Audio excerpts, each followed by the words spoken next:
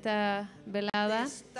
So now we introduce to Geraldine Samperio for Flora y Fauna and Breed from Tulum Recycles. So we have a panel discussion about what is happening with the recycle and the environment in Tulum.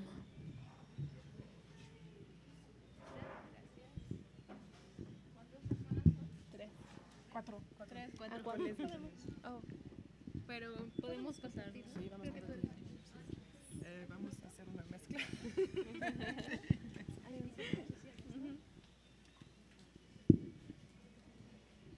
Hi everyone. We are going to do it in Spanglish. Spanglish. Yes. And we are going to present our projects. We came from Flora, Fauna y Cultura de México, that it's an organization that works for environmental and culture programs.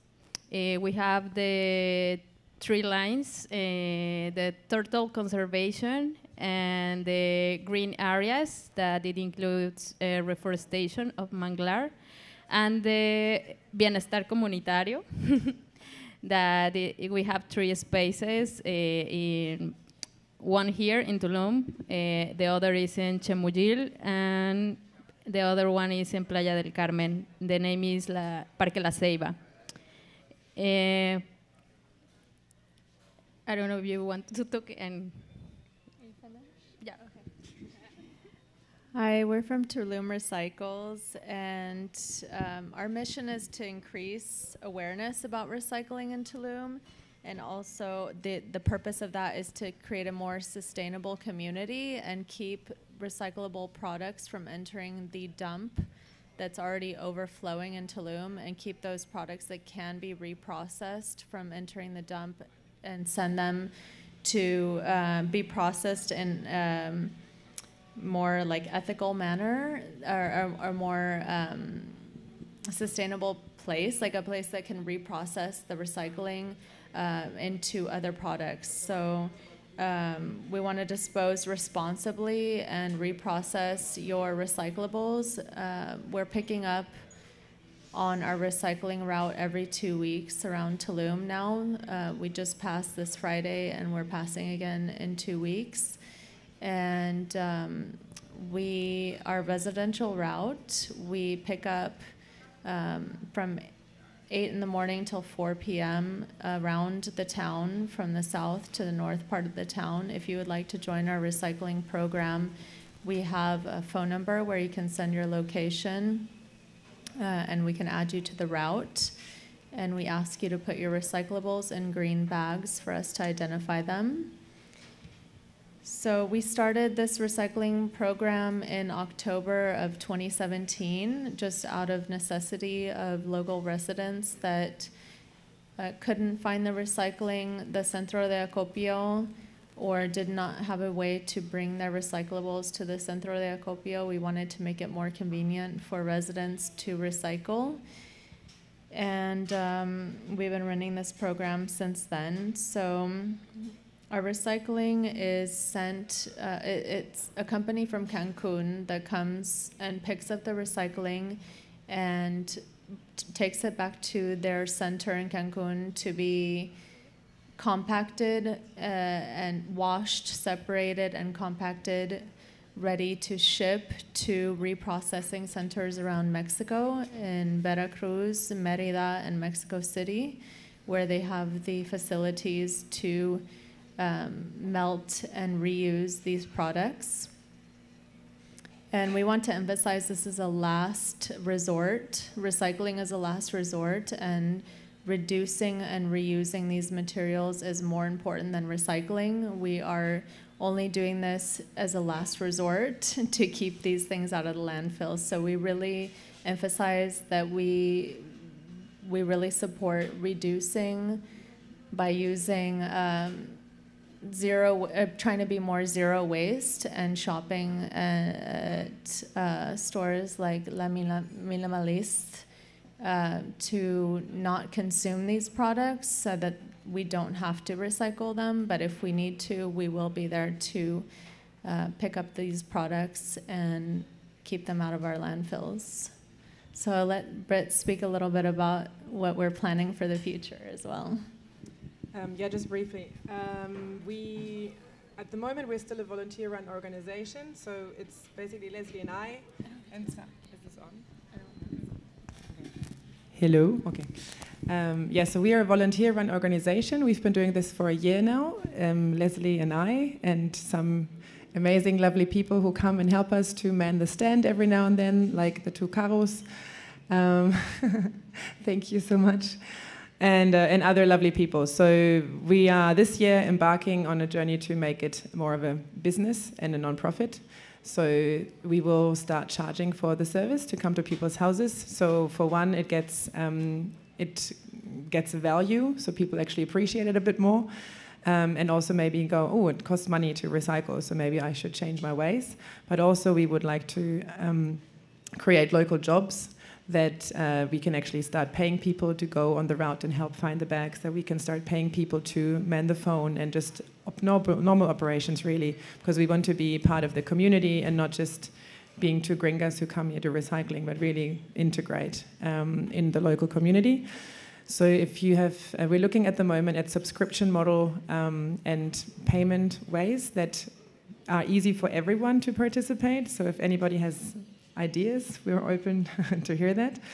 Also at the moment, because the government shut down the Centro de Acopio, we have to, in order to keep the service going, we have to raise 2,000 pesos every month, every ruta, so twice a month, for SMAC to still come from Cancun and collect the recycling. Until now, it's not been a problem. It's actually quite amazing how people put up their hand to keep this going. It's fantastic. So this is hopefully, I've not seen any development or anything of the government building a new center, but it's supposed to happen maybe in a month, so fingers crossed. But until then, there is a smaller center, collection center, where you can drop off in Sendero Verde in Villas, and I think one in Palmas. I'm not sure of the location. And what else was I going to talk about? Yes, so I don't know if there was a picture of the route that we have, which is basically, I think we have about 140 houses at the moment in Tulum, which is amazing. We're still missing a few bags every now and then when the driver doesn't find them. But the idea is also that we know that there's no recycling in Playa del Carmen, so we want to take Tulum Recycles to the Ribera Maya and actually do private pickups, etc., in other areas as well. Also know that La Red, Tulum, and Proazzo, they're working on an education program and also on a program of putting containers around town that will help with the collection. But I suppose that there will still be a need for certain private pickups of people who are, I don't know, too lazy or don't have a bicycle or just can't drop it off anywhere. So that's also what we're wanting to support, is sort of make the route easier to manage. And I think that's it. Is there one more? Another point?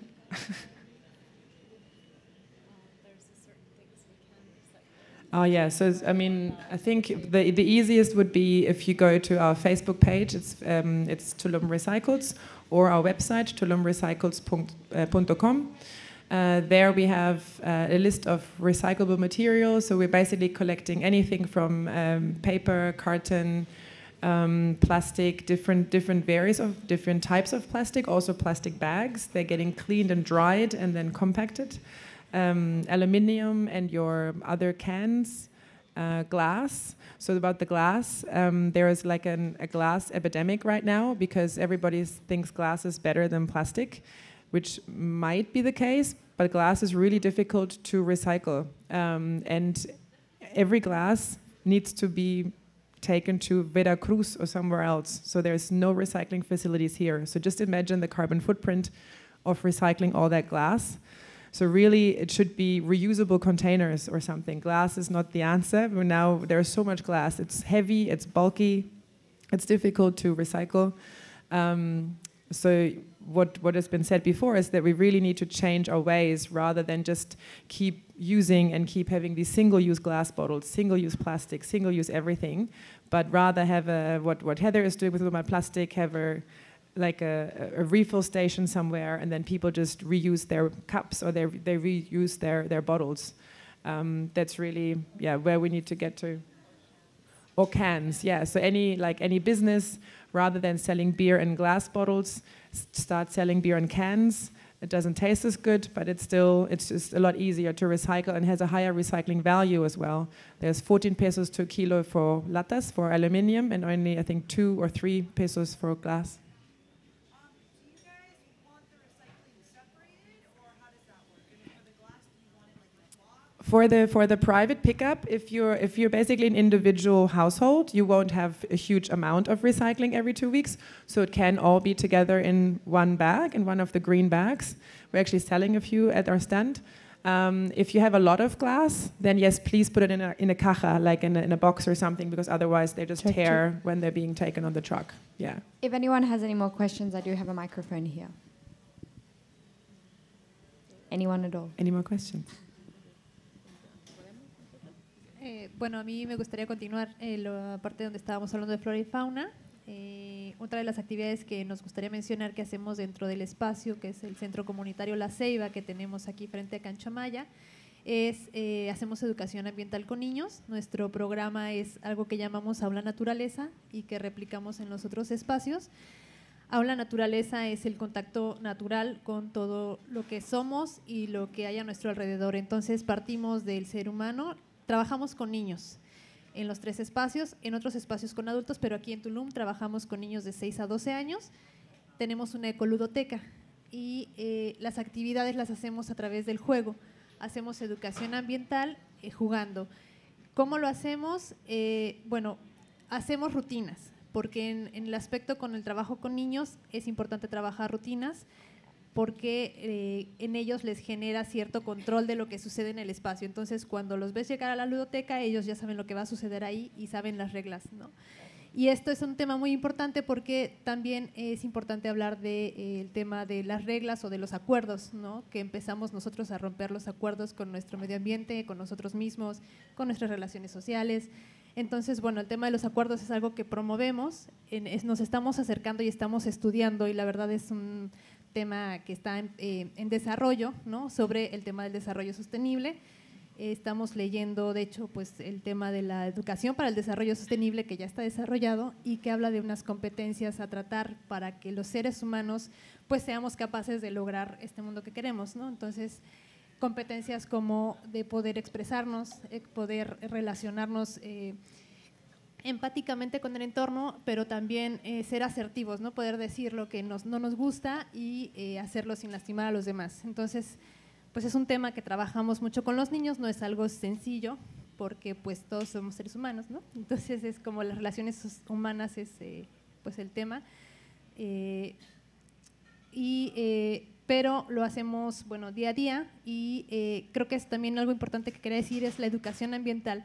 Para muchos de nosotros que estamos aquí, algunos temas ya son conocidos, como qué se recicla y qué no, pero sí es importante, por ejemplo, visibilizar cosas como los popotes, ¿no? De pronto dicen, bueno, ¿por qué un popote puede ser tanto problema? Bueno, porque sabemos que no se recicla, ¿no? Entonces, pero son cosas que a lo mejor se quedan en un sector que ya conoce el tema y es importante transmitírselo a otros. Entonces, el tema de educación ambiental creo que es algo importante de replicar y de pensar que no todo el mundo conoce lo que nosotros ya tenemos por asimilado, ¿no? Y pues hacer esta educación es algo que promovemos en la ludoteca,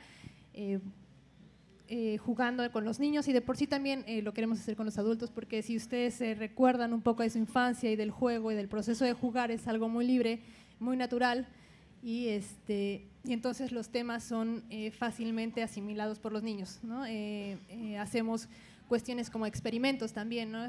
Todo lo que es curiosidad, a todos los seres humanos nos llama la atención, pero también en el caso de los niños es importante motivar su curiosidad, promover su estabilidad emocional, su seguridad. Entonces las ludotecas son espacios de respeto, libres de violencia, con acuerdos muy sencillos.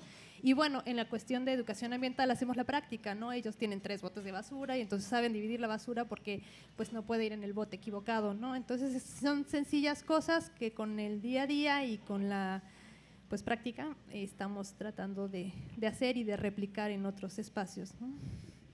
Yes, our space is like from blocks from here. We are located in the heart of Tulum because it's the Cancha Maya where the families long time ago came and developed Tulum. So we work with children that are migrants, ¿está bien? Migrants, basically. And why we do this with a ludoteca or a playroom, I think. A toy room, so toy library, yes. Because here in Quintana Roo, we are a tourist zone, so the work for everyone is too hard. So los padres or the fathers, the parents doesn't have time for the children, and they can lock them on the house and alone. So this is like a phenomenon here in Quintana Roo. So that's why another organization like Save the Children start with the ludotecas, and we continue with this because it's a safe space where they can play, and they play, they have fun, and also we teach them about environmental issues that we have here in Tulum. So that's why it's very, very important to have this space for the children to play. And we believe, well, since my point of view, what we are experiencing now, the problems, the environmental problems, because we also have internal issues, and this is just like a reflection of that. So that's why we work a lot with emotional intelligence and relationships that, like my Claudia says, because it's so important to develop these qualities on children and to develop compassion, because that it's going to be naturally in us. I think it's our nature. And that's a good point. When we did a few beach cleanups or town cleanups, and there's children there, they're the ones who shame their parents into, why did you throw this away, or why do you use plastic or something? So they're really the future, and it's so important to have all these education programs in the public schools. In what you guys are doing is fantastic. And really it makes sense. I mean, I don't have children, but I have two goddaughters. But when I see them, and they're really, I think they're 13, they're vegan, they, I don't know, love animals. They're these superhumans, and they're so tiny. And it's so inspiring to see this. So it's really important, the work that you do, and to keep kids getting involved in all these environmental activities. I just wanted to ask if you guys are accepting donations for toys, or how the community can support your group, if people can donate toys, or can they drop them off there? Toys and books also are important, and also if you wanna go and be volunteer and play with them or show them, I don't know, art. They are very open. They like it to have new people and learn. They are very happy. I think, yeah.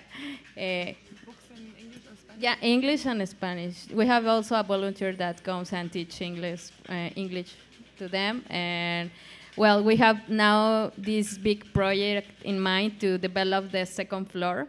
So for that, we need like 2 millones de pesos, you know. So we are working on that too, because the space right now that we have is just enough for the ludoteca. And also we have another projects that needs a space, and we are just, we need more space. But if you want to be volunteer or go and contribute, it's welcome.